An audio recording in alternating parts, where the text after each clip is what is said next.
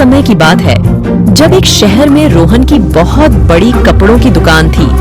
रोहन की दुकान पर काफी लोग काम किया करते थे और वो अच्छा खासा कमा लेता था। एक दिन की बात है जब रोहन हमेशा की तरह सुबह सुबह दुकान खोलता है।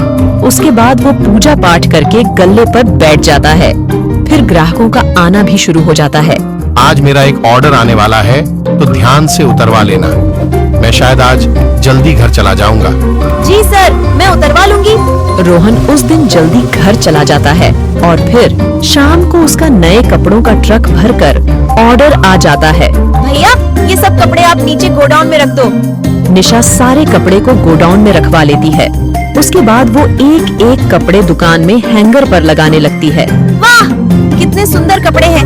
इस बार तो लगता है सर ने किसी अच्छी जगह से कपड़े मंगवाए हैं। हाँ, सही में ये कपड़े कुछ ज्यादा ही सुंदर हैं। हमारी किस्मत कैसी है, पूरा दिन इतने सुंदर सुंदर कपड़ों को बेचते हैं पर खुद ऐसे कपड़े पहनते हैं। अरे यार, हम लोग कहाँ ऐसे कपड़े खरीद सकते हैं? हमारी तो पूरे महीने की कमाई चली जाएगी, तब भी हम इसमें से एक भी ड्रेस नहीं पहन पाएंगे। हाँ, सही कहा तुमने। खैर चलो काम करते हैं। पूरा दिन दोनों कपड़े हैंगर पर लगाती रहती हैं। उस दिन दुकान में काफी ग्राहक आते हैं और कपड़ों का नया कलेक्शन उनको बहुत पसंद आता है। कुछ दिन रोहन की दुकान में काफी अच्छी सेल होती है। त्योहार भी आने वाला होता है, इसलिए अब रोहन को दुकान देर तक खोलनी पड़ती है। उस दिन रात के 12 बजे भी दुकान खुली हुई होती है। तभी वहाँ से एक चुड़ैल गुजर रही होती है जो इतने सुंदर सुंदर कपड़े देखकर वहीं रुक जाती है। अरे वाह, इस दुकान में तो कितने सुंदर सुंदर कपड़े। ऐसे कपड़े तो मैंने आज तक नहीं देखे। चुड़ैल उन कपड़ों को देखती है और फिर अपने कपड़ों को देखती है। मेरे कपड़े कितने गंदे हैं, मैंने तो आज तक ध्यान ही नहीं दिया। अगर मैं चुड़ैल हूँ तो क्या मैं सुंदर और नए कपड़े नहीं पहन सकती?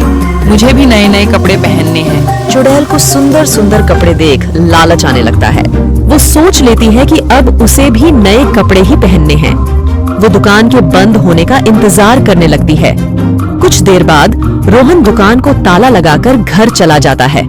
उसके बाद वो चुड़ैल दुकान में घुस जाती है।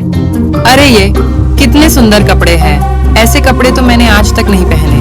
पर चुड़ैल होने का कितना फायदा है, अब मैं यहाँ से कोई भी कपड़ा लेकर पहन सकती हूँ। फिर काफी देर बाद उसे एक बहुत ही सुंदर ड्रेस दिखती है।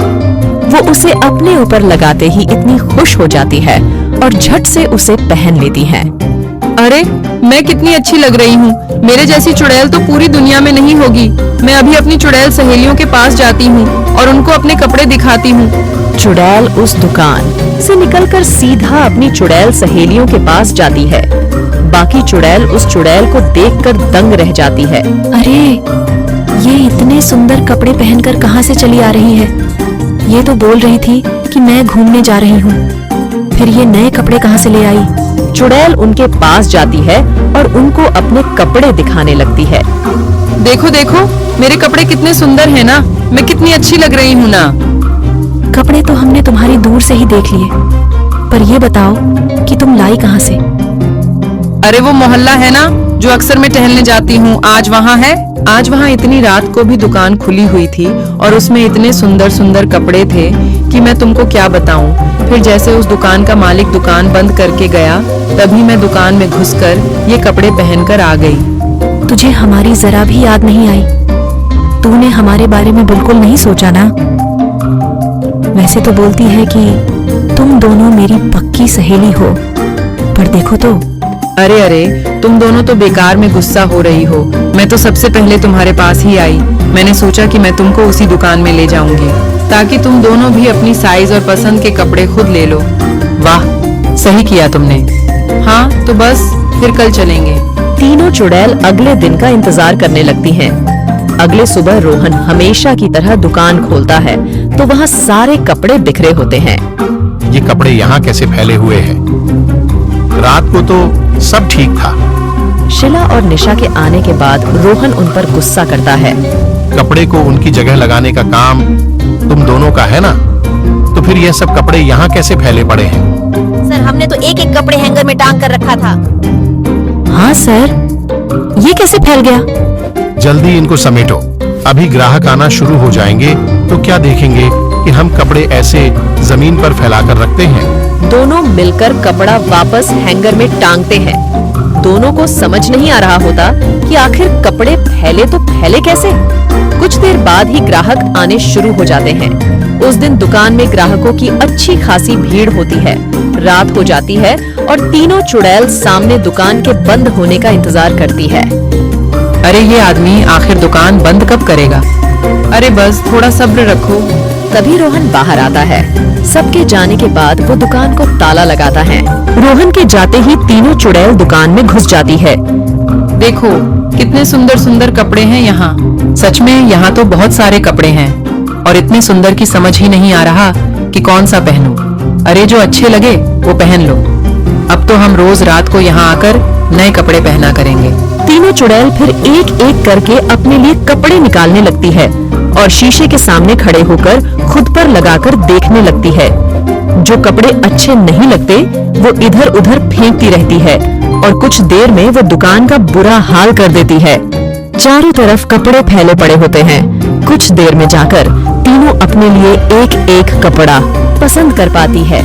उसके बाद तीनों अपने अपने कपड़े पहनकर वहाँ से चली जाती है। पूरी रात तीनों चुड़ैल यहाँ वहाँ खुशी से घूमती रहती है। आज तो हम तीनों कितने अच्छे लग रहे हैं और देखो तो हमारे कपड़े कितने सुंदर हैं। हाँ, सच में बहुत ही सुंदर। तीनों पूरी रात बस अपने कपड़ों की तारीफ करती रहती है और जब सुबह होती है और रोहन दुकान खोलता है तो उसके होश ही उड़ जाते हैं। दुकान का हाल ऐसा हो रखा होता है जैसे वहाँ कोई बंदर उथल पुथल मचा कर गए हों।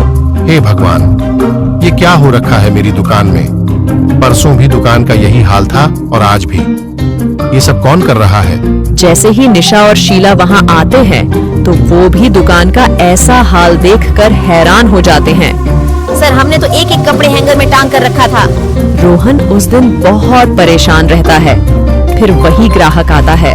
मैंने कल 2 ड्रेस देख कर गया था। मैंने आपके स्टाफ को बोला भी था कि अलग से रख दे।